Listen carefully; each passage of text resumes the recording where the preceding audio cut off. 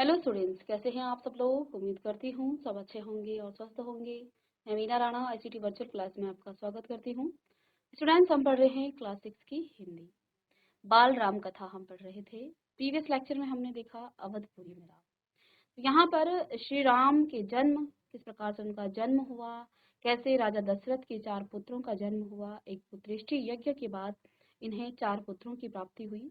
इनकी 3 रानियां थी जिनके 4 पुत्र हुए। तो यहाँ राजा राम दशरथ के जो पुत्र थे, जब वो शिक्षा दीक्षा प्राप्त करने के बाद राजमहल में आए तो इनकी शादी की, इनका विवाह की बातें चल रही थी। तो इसी बीच जो है वहां पर विश्वामित्र आते हैं और वो जो है राम को ले जाने की बात करते हैं, क्योंकि वो जो है एक यज्ञ कर रहे हैं और कुछ राक्षस, जो मायावी राक्षस हैं, वो जो है उस यज्ञ को भंग करने की कोशिश कर रहे हैं। इसलिए महर्षि जो है राम को लेने आए हैं। राजा दशरथ पहले उन्हें वचन देते हैं, लेकिन श्री राम को ले जाने की बात सुनते ही वो जो है हताश हो जाते हैं और वो मना करते हैं। फिर उन्हें जो है उनके जो कुल गुरु हैं वो भी समझाते हैं कि आप जो है अपने वचन से पीछे मत हटिए, और राम जो है कोई साधारण नहीं है। ठीक है। तो अब जो है वो जो है अपने कुल पुरोहित से, कुल गुरु से जो है, मुनि से जो है सहमत होते हैं और राम को और लक्ष्मण को महर्षि के साथ भेजते हैं। आज की क्लास में हम जंगल और जनकपुर इसके बारे में पढ़ेंगे। तो राम और लक्ष्मण महर्षि विश्वामित्र के साथ अब जो है जंगल की ओर प्रस्थान करते हैं। राजा दशरथ जो है बड़े दुखी मन से राजकुमार राम और लक्ष्मण को जो है अब उस महल से भेजते हैं। तो आइए यहाँ से शुरू करते हैं। राजमहल से निकलकर महर्षि विश्वामित्र सरयू नदी के की ओर बढ़े और दोनों राजकुमार साथ थे। तो अब जो है विश्वामित्र उनको अपने साथ लेकर जाते हैं, राम और लक्ष्मण को। तो यहाँ वो बड़े, सरयू नदी की ओर बढ़े। दोनों राजकुमार साथ थे, उन्हें नदी पार करनी थी। आश्रम पहुंचने के लिए विश्वामित्र ने अयोध्या के निकट नदी पार नहीं की, दूर तक सरयू के किनारे किनारे चलते रहे। दक्षिणी तट पर, उसी तट पर जिस पर अयोध्या नगरी थी, वे चलते रहे, नदी के घुमाव के साथ साथ। राजमहल पीछे छूट गया, उसकी आखिरी बस्ती भी निकल गई। चलते चलते एक तीखा मोड़ आया तो सब कुछ दृष्टि से ओझल हो गया, यानी कि अब जो है वो राजमहल से बहुत दूर चले गए। कौन? महर्षि विश्वामित्र, राजकुमार राम और लक्ष्मण। जीआईसी गनाई, क्या नाम है आपका? मेरा नाम आस्था है। कौन सी क्लास के बच्चे हो? क्लास 6 क्लास 6 के हो। क्या पढ़ रहे बच्चे हम? बाल रामायण के बारे में। बाल राम कथा पढ़ रहे हैं, राम के बारे में पढ़ रहे हैं। ठीक है, चलिए बैठ जाइए। तो महर्षि विश्वामित्र जो है राम और लक्ष्मण को अपने साथ वन में ले जाते हैं। वो सरयू नदी के किनारे किनारे जो है राम और लक्ष्मण को उस अयोध्या नगरी की जो है अंतिम बस्ती से होते हुए जो है वो वहां से चले जाते हैं। एक मोड़ आता है और जो नगरी उनको, जब आप कहीं जाते हो ना, तो आप पैदल चल रहे हो तो आप जाते जाते जाते धीरे धीरे जहां आपका घर है वो आपकी आंखों से ओझल हो जाता है, यानी आपसे दूर हो जाता है जब आप बहुत दूर चले जाते हो हैं। तो ऐसे ही राम और लक्ष्मण जा रहे थे मुनि विश्वामित्र के साथ, महर्षि विश्वामित्र के साथ। तो उनका जो महल था, वो महल के जो आखिरी बस्ती थी, वो भी पीछे चलते चलते जो है वो भी दृष्टि से ओझल हो गया, यानी कि वो उनको अब नहीं दिखाई दे रहा था। राम और लक्ष्मण ने एक बार भी पीछे मुड़कर नहीं देखा, उनकी नजर सामने थी, महर्षि विश्वामित्र के सधे कदमों की ओर। अब देखो, महल से बाहर जा रहे हैं 2 राजकुमार, और वो भी राक्षसों से लड़ने के लिए, क्योंकि विश्वामित्र ने उन्हें मांगा ही राक्षसों से लड़ने के लिए था। राम अभी 16 वर्ष के भी नहीं हुए हैं, और देखिए ऐसे आज्ञाकारी पुत्र ये थे, इन्होंने एक बार भी अपनी महल की तरफ मुड़कर नहीं देखा।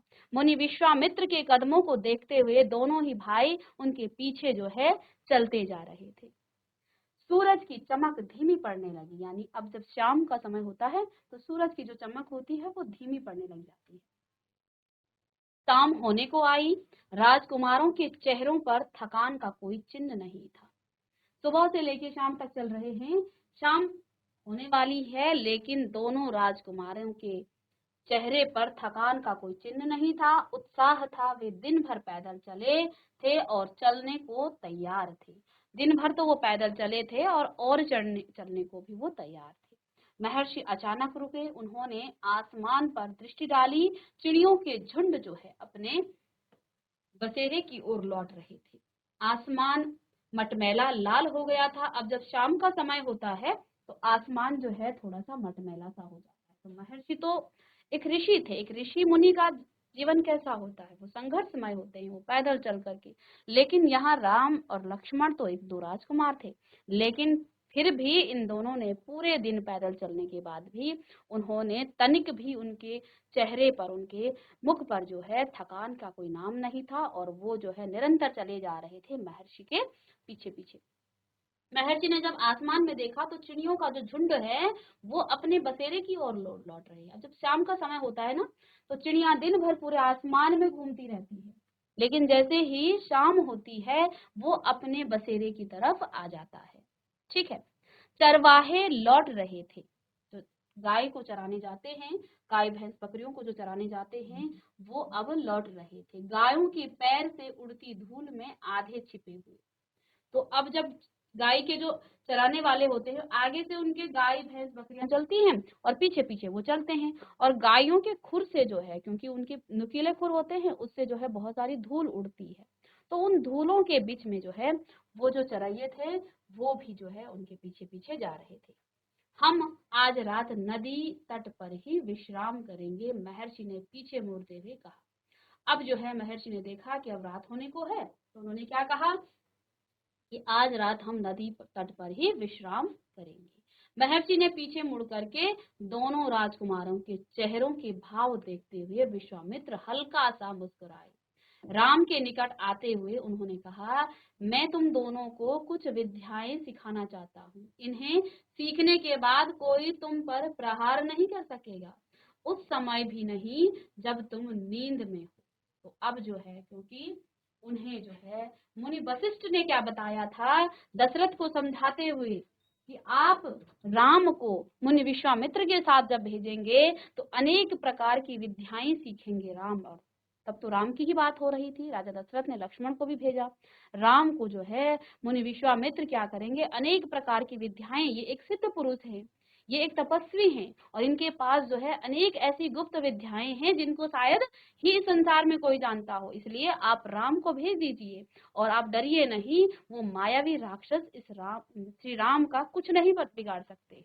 तो श्री राम के साथ लक्ष्मण को भी भेजा जाता है।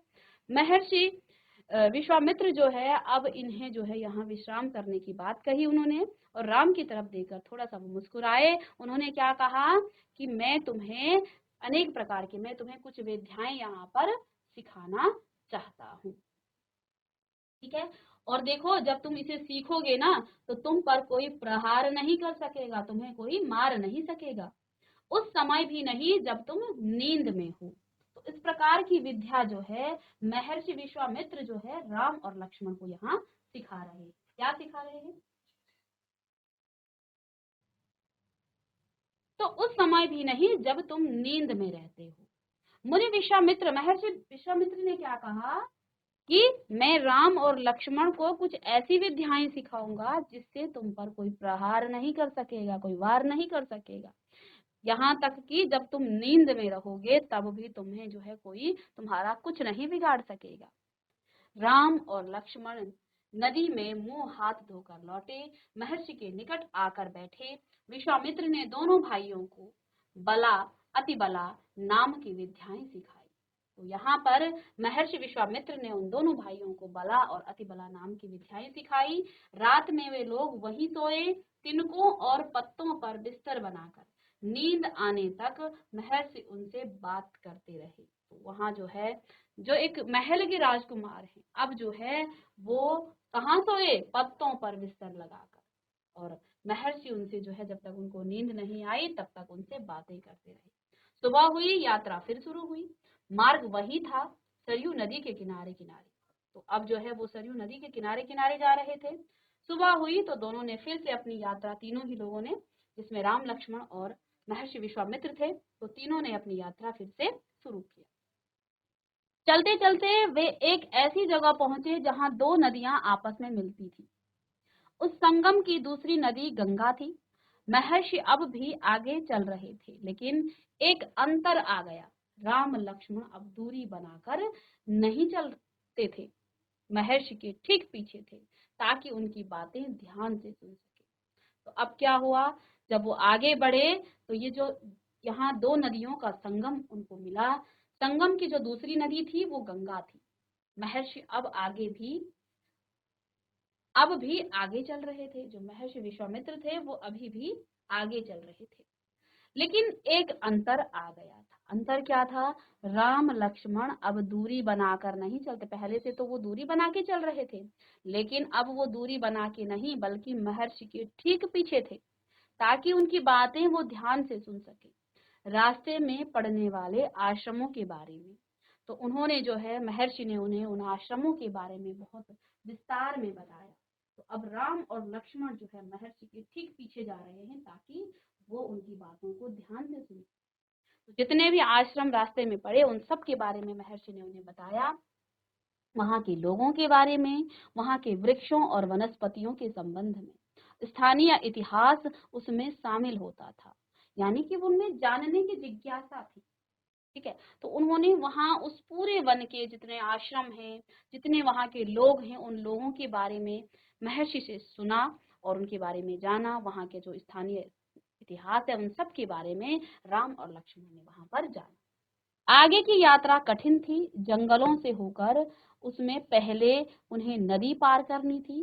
रात में ऐसा करना महर्षि विश्वामित्र को उचित नहीं लगा। अब जो आगे की यात्रा थी वो जो है कठिन थी।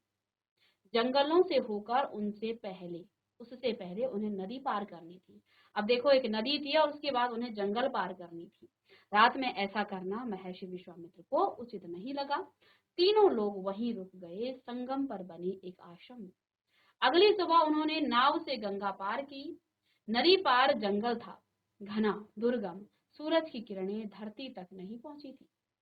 इतना घना, बहुत डरावना भी था। अब देखिए, जब सुबह हुई तो उस दिन भी जो है, वो दूसरे दिन भी नदी के संगम पर ही वहीं रुक गए। तो अब उन्होंने अगले दिन जो है नदी पार करके, जंगल था घना, उन्होंने नदी पार की, गंगा पार की, और नदी पार जो है एक घना जंगल था, दुर्गम था। सूरज की किरणें धरती तक नहीं पहुंचती थी, यानी इतना घना जंगल था कि उन जंगल की जो पेड़ हैं, पेड़ पौधे, उन सब से जो है ऐसा जो है वो ढका हुआ था वो जंगल, कि सूरज की किरणें तक जो है नीचे नहीं पहुंच रही थी। इतना घना, वह डरावना भी था। हर ओर से जो है झिंगुरों की आवाज, जानवरों की दहाड़, कर्कश ध्वनियां। राम और लक्ष्मण को आश्वस्त करते हुए महर्षि ने कहा, ये जानवर और वनस्पतियां जंगल की शोभा है। तो अब जो है महर्षि को लगा कि भाई कहीं ये राम और लक्ष्मण डर न रहे हो, तो उनको जो है वो बता रहे हैं कि ये जो है हमारे जानवर जंगल की क्या है, शोभा है, इससे कोई डर नहीं। असली खतरा राक्षसी ताड़का से है, वह यहीं रहती है, तुम्हें वह खतरा हमेशा के लिए मिटा देना है। तो महर्षि ने बताया कि ये जो जंगली जानवर हैं, ये तो इस जंगल की शोभा है, ये तुम्हारा कुछ नहीं बिगाड़ेंगे, लेकिन असली जो खतरा है वो राक्षसी ताड़का से है। यह यह वो जो है ताड़का यही रहती है, उस खतरे को तुम्हें हमेशा के लिए मिटा देना है।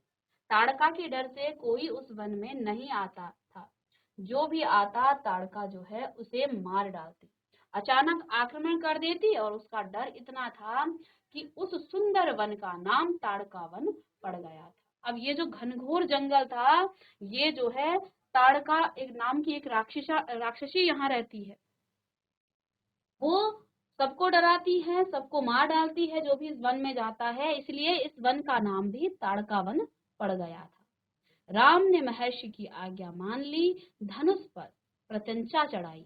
राम ने भी जो है महर्षि की बात मानी, उन्होंने अपने धनुष पर जो है प्रत्यंचा चढ़ाई और उसे एक बार खींचकर छोड़ा। इतना ताड़का को क्रोधित करने के लिए बहुत था। अब ताड़का को जो है पता चल गया कि यहाँ पर जो है कोई धनुष से जो है मुझे ललकार रहा है। तो टंकार सुनते ही क्रोध से बिलबिलाती ताड़का जो है गरजती हुई राम की ओर दौड़ी। उसे लगा कि कौन मुझे जो है ललकार रहा है, तो वो क्रोध से बिलबिलाई और वहां पर आई। दो बालकों को देखकर उसका क्रोध और भड़क गए उठा। उसने देखा कि यहाँ तो दो बालक आ रखे हैं, छोटे थे राम और लक्ष्मण।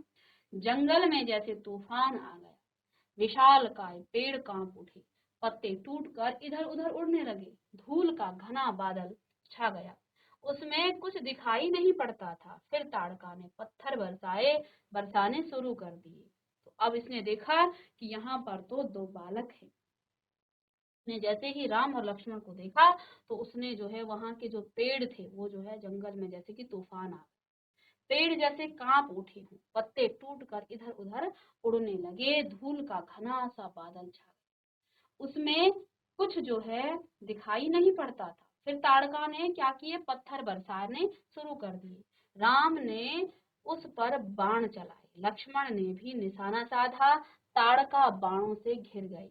राम का एक बाण उसके हृदय में लगा, वह गिर पड़ी और फिर नहीं उठ पाई। तो राम ने जो है उस ताड़का राक्षसी पर बाण बरसाए और उन बाणों की वर्षा से जो है उसके हृदय पर जो आघात हुआ, जो चोट लगी, उससे वो फिर उठ नहीं पाई। विश्वामित्र बहुत प्रसन्न हुए, उन्होंने राम को गले लगा लिया। उन्होंने दोनों राजकुमारों को 100 तरह के नए अस्त्र शस्त्र दिए। अब जब ताड़का नाम की राक्षसी है उसका वध हुआ, तो विश्वामित्र ने श्री राम को गले लगा लिया और उन्होंने दोनों राजकुमारों को जो है 100 तरह के नए अस्त्र शस्त्र दिए, उनका प्रयोग करने की विधि बताई, उनका महत्व जो है राम को बताया। महर्षि का आश्रम वहां से अधिक दूर नहीं था, लेकिन तब रात हो चली थी। विश्वामित्र ने बहुत दूरी अगले दिन तय करने का निर्णय लिया। ताड़का मर चुकी थी, उसका भय नहीं था। तीनों ने रात बिताई ताड़का वन में, जो अब पूरी तरह से भय मुक्त हो गया, क्योंकि उस वन का नाम ही ताड़का वन पड़ गया था, क्योंकि अब ताड़का राक्षसी तो मर चुकी थी, इसलिए उस वन में कोई अब भय नहीं था। तीनों ने वहीं जो है भय मुक्त होकर वहीं रात बिताई। सुबह जंगल बदला हुआ था, अब वह ताड़का वन नहीं था, क्योंकि ताड़का नहीं थी। भयानक आवाजें गायब हो चुकी थी, पत्तों से गुजरती हवा थी, उसकी जो है सरसराहट की संगीत था, चिड़ियों की चहचहाहट थी, शांति थी, तस्वीर बदली हुई थी। सिद्धाश्रम का अंतिम पड़ाव था। महर्षि का आश्रम, रास्ता छोटा भी था, मनोहारी भी।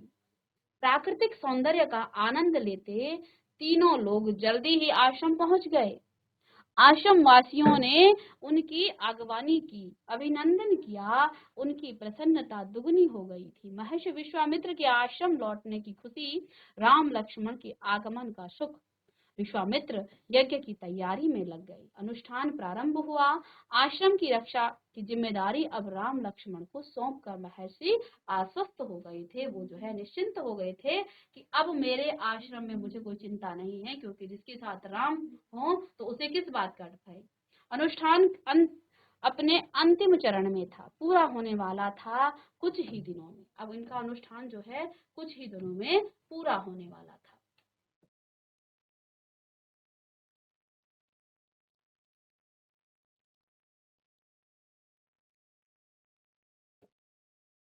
5 दिन तक सब ठीक ठाक चलता रहा, शांति से निर्विघ्न चलता था कि राजकुमारों की उपस्थिति ने ही राक्षसों को भगा दिया है।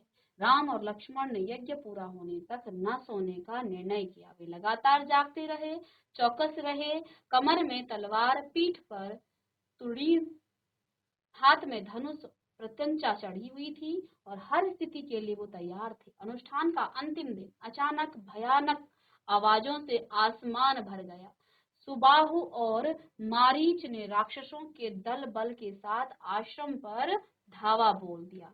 मारीच क्रोधित था, यज्ञ के अलावा भी इस बात से कि राम लक्ष्मण ने उसकी मां को मारा था, ताड़का को।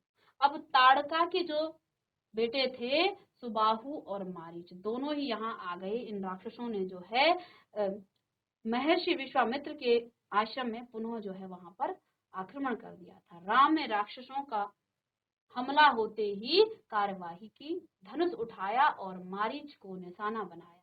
मारीच बाण लगते ही मूर्छित हो गया, बाण के वेग से बहुत दूर जाकर गिरा समुद्र के किनारे। वह मरा नहीं, जब होश आया तो उठकर दक्षिण दिशा की ओर भाग गया।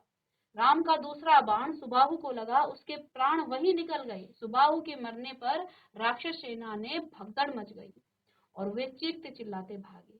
कुछ लक्ष्मण के बाणों का शिकार हुए, अन्य जान बचाकर भाग खड़े हुए। महर्षि विश्वामित्र का अनुष्ठान संपन्न हुआ। राम ने महर्षि को प्रणाम करते हुए पूछा, अब हमारे लिए क्या आज्ञा है मुनिवर। महर्षि ने राम को गले लगाया और कहा, हम लोग यहाँ से मिथिला जाएंगे, महाराज जनक के यहाँ, विदेह राज के दरबार में। मैं जानता हूँ कि तुम दोनों मेरे साथ चलो। तो अब जो है महर्षि ने क्या आदेश दिया, जैसे ही इनका जो यज्ञ था वो संपन्न हुआ, तो राम ने इनसे आगे आज्ञा मांगी कि अब हमारे लिए क्या आज्ञा है। तो अब महर्षि ने क्या कहा, पहले तो उन्होंने राम को खुशी से जो है गले लगाया। हम दोनों यहाँ से मिथिला जाएंगे, महाराज जनक के यहाँ, विदेह राज के दरबार में। मैं चाहता हूँ तुम दोनों मेरे साथ चलो, उनके आयोजन में हिस्सा लेने। महाराज के पास एक अद्भुत शिव धनुष है, तुम भी उसे देखो। राम और लक्ष्मण अगली यात्रा को लेकर उत्साहित थे। तो महर्षि ने कहा कि भाई अब जो है अगला तुम्हें जो है मेरे साथ कहाँ जाना है, विदेह राज के दरबार में, जहां पर उन्होंने एक आयोजन किया हुआ है। वहां पर शिव जी का एक धनुष है, मैं चाहता हूँ कि तुम भी उसे देखो। राम और लक्ष्मण इस अगली यात्रा को लेकर जो है बड़े उत्साहित थे। नए स्थान देखने और जानने का अवसर। सोन नदी पार कर विश्वामित्र मिथिला की सीमा के पास पहुंचे। अपने शिष्यों और राजकुमारों के साथ वे गौतम ऋषि के आश्रम में होते हुए नगर में पहुंचे। तो राजा जनक के महल से बाहर आकर विश्वामित्र का स्वागत किया गया और यहाँ पर गौतम ऋषि के आश्रम में जाकर इन्होंने जो है, गौतम ऋषि ने अपनी पत्नी अहिल्या को जो है श्राप दिया हुआ, ठीक है। तो इस श्राप के कारण वो पत्थर बनी हुई थी। इस अहिल्या का उद्धार भी यहाँ पर श्री राम ने किया, अपने पैरों से जो है उस पत्थर को छू करके गौतम की पत्नी अहिल्या का उद्धार श्री राम ने यहाँ पर किया था। तो राम जनक के महल से बाहर आकर विश्वामित्र का स्वागत किया। तो देखिए यहाँ पर जो है राजा जनक के महल से बाहर आकर विश्वामित्र का उनका स्वागत किया। तो देखो जब ये कहाँ पहुंचे, राजा जनक के महल में पहुंचे, तो जनक ने भी जो है बाहर आकर विश्वामित्र का स्वागत किया। तभी उनकी दृष्टि राजकुमारों पर पड़ी। विदेह राज चकित रहे गए, वे स्वयं को रोक नहीं पाए। महर्षि से पूछा, ये सुंदर राजकुमार कौन है? मैं इनके आकर्षण से जो है खिंचता जा रहा हूँ। ये राम और लक्ष्मण हैं, महाराज दशरथ के पुत्र। मैं इन्हें अपने साथ लाया हूँ आपका अद्भुत धनुष दिखाने। तो विश्वामित्र से जब जनक ने पूछा कि ये जो है अद्भुत राजकुमार कौन है, तो उन्होंने बताया कि ये जो है राजा दशरथ के पुत्र हैं और मैं इन्हें जो हूँ अपने साथ आपके इस धनुष को, यानी शिव के धनुष को दिखाने के लिए लाया। तो यहाँ सीता के स्वयंवर की जो है तैयारियां चल रही थी। विदेह राज ने महर्षि, उनके शिष्यों और राजकुमारों के ठहरने की व्यवस्था की एक सुंदर उद्यान में। अगले दिन सभी आमंत्रित लोग, ऋषि मुनि और राजकुमार यज्ञशाला में उपस्थित हुए। वहां महर्षि ने फिर धनुष का उल्लेख किया। महाराज जनक ने अपने अनुचरों को आज्ञा दी, शिव धनुष को यज्ञशाला में लाया जाए। शिव धनुष सचमुच विशाल था, लोहे की पेटी में रखा हुआ था। पेटी में पहने पहिए लगे हुए थे, 8 पहिए। उसे उठाना लगभग जो है असंभव था। पहियों के सहारे खिसकाकर उसे एक से दूसरी जगह ले जाया जाता। अनुचर मुश्किल से उसे खींचते हुए यज्ञशाला में लाए।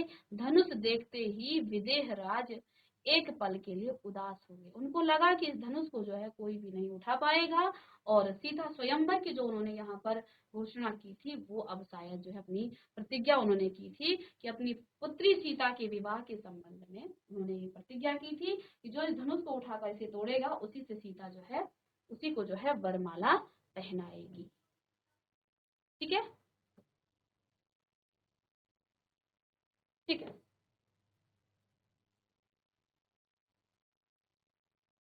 चलिए अब नेक्स्ट क्लास में हम इसी पर बात करेंगे आगे, क्या जनक के पुत्री सीता का विवाह होता है और किसके साथ होता है। क्या आप सभी जानते हैं, राम जो है इस धनुष को तोड़ते हैं और फिर सीता का स्वयंवर होता है राम के साथ। तो मिलते हैं नेक्स्ट लेक्चर में, तब तक के लिए थैंक यू।